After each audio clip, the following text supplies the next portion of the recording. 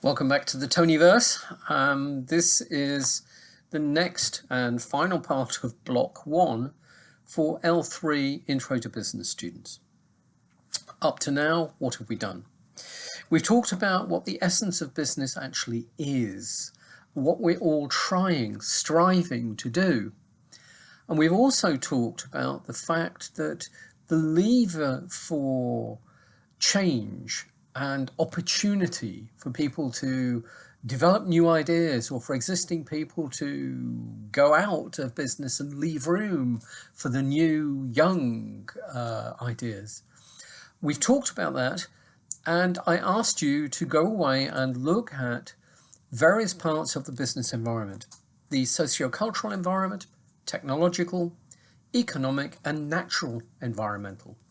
And I asked you to look at what's going on now, what things are having an impact on businesses right now, and what are the implications of those things for the future, and also to look ahead a little bit, maybe 2 to 3, 3 to 5 years, possibly even a little bit longer, because we have to know where we're going with enough time to enable us to plan how to get there. So what I wanted you to do at the end of that piece of research was to identify as many business opportunities as you can come up with as a result of these changes that are being brought about in the business environment that you specifically have been looking at. I would imagine that each team of 3 or 4 people should be able to come up with 5 or 10 ideas. Okay, not necessarily crazy ones, but sometimes, the crazy ones with just a little bit of changing can become world beaters. So if we have, let's say, 4 or 5 teams, we could come up with maybe 20 really good potential ideas. Okay, they're potential ideas on a piece of paper, but we now need to start thinking about how to look at these ideas, to be able to analyze them. Analysis is about breaking something down to look at issues within it in some more detail. And then once we've done that, to do what we call evaluation. The value issue is really putting a number on it. Okay, well, just how good is the idea? How likely is it to succeed? Well, I'm going to give you all a kind of a grid that you can use to analyze your ideas with. And what I'm expecting is that you will take your business ideas, you will syndicate them between the other groups so everybody knows what the total set is. And then I'm going to ask you, each one of you, or if you want to get together, each team, whichever way you wish to do it, to be able to evaluate each and every one of everyone's best business ideas. According to what criteria? Well, the first one is feasibility. Is this idea technically possible to achieve? Could we actually do it? Do all the bits exist, or are we waiting for some piece of magic that maybe or maybe will not arrive in the near or far future? So if we decide to take this one off the top of the list of potential business opportunities, is it technically possible? Is it feasible? What I'm looking for you to do is to give it a mark on 10. If it is totally feasible and all the building blocks are there, you could start doing this tomorrow or in the very near future, then you give it a 10. If it's not altogether too sure about this, maybe a 5 or 6. If it's, well, it's a great idea, but to be honest, I don't think we've got the building blocks to be able to create it and launch it. Not yet anyway, then we're at 1 or 2. So I want you to give it a mark on 10. So that's feasibility, that's number 1. Number 2, timing. How ready for this business idea, this new service, this new product, how ready is the market for it? Or how ready will the market be for it after you've had a short period of time to actually develop and launch it? I mean, if the market is ready now, then, well, that's brilliant. If the market needs some development for a couple of years, well, maybe it's going to take you a couple of years to develop your product, so that's okay. All right. So again, if it's something that the timing is right, well, that's 10. If it's either, oh God, it could be way too early, we might need to do this in 10, 15 years time, we just don't know, well, that's a 0. Or it looks like somebody else has done it, is making a success of it, we're never going to catch them up. Well, that again is a business opportunity, but you've missed the bus. You're only ever going to be second behind the person who's already installed themselves in the market and in the minds of consumers. So again, you've got a 1 to 10 scale.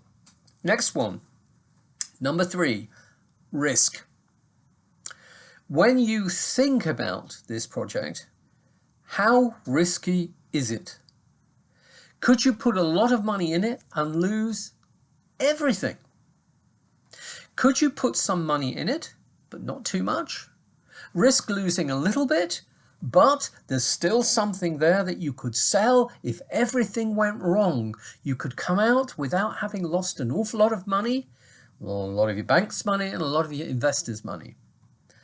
Okay, so if it's something that is low risk, you give it a high number towards 10. If it's something where you're really not sure about the risk, it could go either way, you're in 4 or 5 territory. If it's something that's potentially very high risk, then it needs to be a low mark. Well, some high risk things work and they generate massive revenues and profits, but there's only a small proportion that do. The trick, if you're an investor, you're a bank, is to have a portfolio of products where you have a small amount of things that have a high risk. Most of them are going to be a disaster and you're going to have to write that money off and forget it. But you may have just 1, or if you're lucky 2, that are absolutely brilliant, and by miracle they produce spectacular results. But you don't want everything to be a major risk. Okay, so that's number 3, risk. So if there's relatively low risk, you're at 10. If it's pretty much a high risk, you're at 0, 1, 2. Next one, likely viability. Viability is, okay, people might love your product. It might be a world-beating product. It could be terrific. But can you make money with it? Are you going to have to give away a product that everybody absolutely adores and not make any money? Or is it something where you can see yourselves with a really good idea, a really good profit margin, the difference between the price and your costs, where you can see yourself with an increasing, growing global market? That could be absolutely great. So in terms of viability, if you've got all of that, you're at 8, 9, 10. If you really haven't, you're not too convinced whether there's going to be a really big demand for it. You're not too convinced whether people are going to be able to pay enough to really cover the costs and give you a good profit. Well, you're at the other end. You're towards the 0 end. So the next one, which I think is what, number 5 now? Is it a problem solver? Or is it a solution looking for a problem to solve? What do I mean by this? Well, usually, if there is a problem out there and people haven't been seeing the solution and you come along with it, they will jump for it. They will leap. They've been looking for it. They've got tons of business, and all of a sudden you get it. If you look at the previous video that I've done on change as the lever for business opportunity, you'll see that I've talked about the internet and how that made it possible for low-cost airlines to enter the market. There was a problem that the prices were too high. They solved it. Lastminute.com, for example, came along. For anybody with a perishable product, all of a sudden they could sell it. They could get rid of it.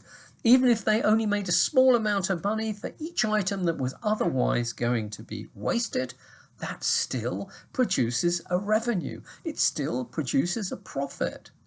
So there was a solution that all sorts of industries, from food to the tourism industry, were looking for something to solve. So is this a problem solver? 10. Or is it something that it's a nice idea, it's fun, perhaps we could get people really interested in this, but we don't really know. We're looking for the problem that our idea solves. It's not going to fly. You need to be near the zero end for that. Next one. Simple or complex? Simple ideas which solve problems. Simple ideas which are relatively easy to realize, to produce. Simple ideas which are not complicated, so the client that you're hoping to sell to can instantly understand them. That makes a difference. So how simple is your idea, the idea of your service, the idea of your product, or how complex is it? If it's simple, you're heading towards the 10 end. If it's complex, you're heading towards the 0 end. Finally, although there were many other considerations I could add to this, I would like you to think about, can we defend it? Can we protect it? If you've come up with a world-beating idea for a fabulous service, for a great product that solves a problem that everybody needs, that's terrific. But the moment people see it and they realize, hey, there's the solution, that's terrific, they'll want to do their own. They'll want to copy it. They'll want to do their own version of it. Can you protect your idea? If you can protect it, it's a process. You can develop a patent, a brevet. You can put the patent on your product, and that will be terrific. That will be wonderful. It will protect you at least for a period of time until someone else finds a way. Think about Mr. James Dyson, who developed the bagless cleaner. For a number of years, he had virtually no competitors because everybody was producing bags, or bag full cleaners, if you like. And he had come up with a new way of conceiving the Hoover. That's terrific. But after a while, people found a way of doing the same thing, but using another process. So they managed to get around his patent. Just look now, try and find a cleaner that has a bag in it. It's almost impossible. They're all cyclone or dual cyclone. James Dyson's world-beating idea, terrific, but people are now copying it through developing new processes. So you have two choices. Either you have to have an absolute solid way of protecting your business idea for a considerable period of time, or you have to have long enough to protect your brand and promote it and its identity, so it gets into the psyche of the consumers, so that even if someone comes up with an alternative, they will still prefer your product. Your product is installed in the market's mind. They all recognize your brand. In our house, we do say, can you bring down the Dyson? Can you Dyson the front room? Okay, in the same way that years ago, we called it Hoover. Hoover is the name of an individual and the name of a company that developed an aspirateur. It developed a household cleaner. The first one on the market was called Electrolux, but we never said Electrolux it. We said Hoover it. Okay, so the art here is either to protect your business idea or to install your brand so quickly and so firmly that even if the competition charges in behind you, they are in your wake. They are behind you. You have the lion's share of the market, and they are just looking for the crumbs you leave behind. So, can you defend it and protect it? If you can, 10. If you really can't, and anybody can do this and reproduce it, well, somebody probably will, and your market won't last very long. So you're towards the zero end. So I want you to look at all of those criteria in the sense of a grid. Take every one of your and your colleagues in other teams' business ideas and evaluate them by that set of criteria.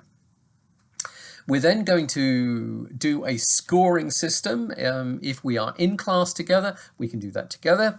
If not, I will ask you to do that. You'll need to have perhaps a Google Meet or a Zoom meeting, and somebody's going to have to volunteer to take your numbers and put them into a spreadsheet. Excel's good for that, or Word as a table if you prefer. And then we can look at the numbers at the end. What is the average number scores for each of the business ideas? Which one seems to be the best bet according to your analysis and evaluation, according to that set of criteria? We will then identify 1, 2, 3, 4, 5, 6, 7, 8, 9, 10.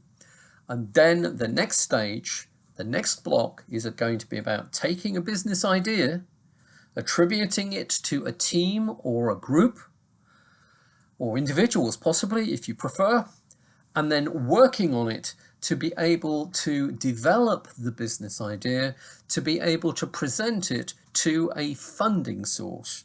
And I'm going to call those the dragons, because there is a program on Anglo TV which is called The Dragon's Den. In America they call it Shark Tank. Same type of thing.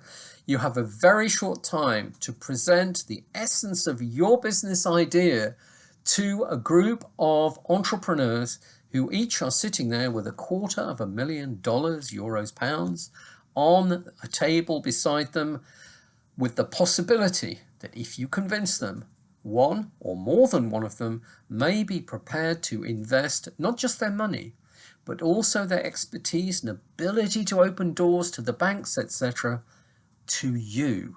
They might make these things possible. So our next step is going to be taking your business idea, developing it, and producing we call it a pitch. You pitch, you throw your business idea, very well aimed, towards the people you would like to invest.